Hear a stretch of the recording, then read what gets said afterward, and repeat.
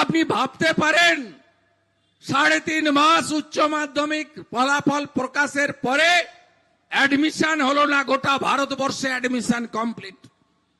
জয়েন্টের রেজাল্ট বেরোলো না, এমবিবিএস এর ভর্তি বন্ধ। মাননীয়, আপনি কি জানেন national council of medical NCM 30-8 পরে মেডিকেলে ভর্তি হলে তার কোনো বৈধতা থাকবে না, অবৈধ হয়ে যাবে। আপনি কি জানেন কত বড় সর্বনাশ?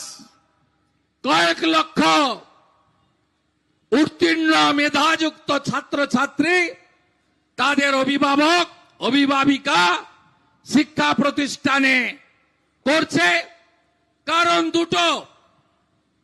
একটা কারণ হলো এই টেকনো ইন্ডিয়ার সত্যম রায়চৌধুরীর মতো কিছু ডাকাতকে মমতা ব্যানার্জি তৈরি করেছেন।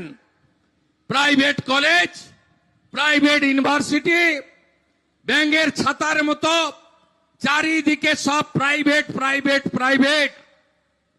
কত টাকা ভর্তি করতে লাগে, সেমিস্টারে লাগে, হোস্টেলে লাগে, ছোট বাচ্চাদের গাড়িতে লাগে। আপনারা ভুক্তভোগীরা জানেন। আজকে এরা যাতে, এদের অ্যাডমিশন বন্ধ ছিল না, এরা 1000 কোটি টাকার বেশি কামিয়ে নিল এই 2-2.5-3 মাসে। আর ওই 1000 কোটি তো একা খায়নি, তার ভাগ তো হরিশ মুখার্জি, হরিশ চ্যাটার্জি স্ট্রিটে গেছে। সেই জন্য দেখছেন না সবচেয়ে বেশি চিৎকার, সবচেয়ে বেশি লোকসভার ভিতরে কাগজ ছেঁড়ার কাজ করছে এরা। 30 দিন জেলে থাকলেই মন্ত্রিত্ব যাবে, মুখ্যমন্ত্রী হোক আর যেই হোক। এরা জানে যে আমাদের জ্যোতিপ্রিয় মল্লিক, পার্থ চ্যাটার্জিরা তো গেছে,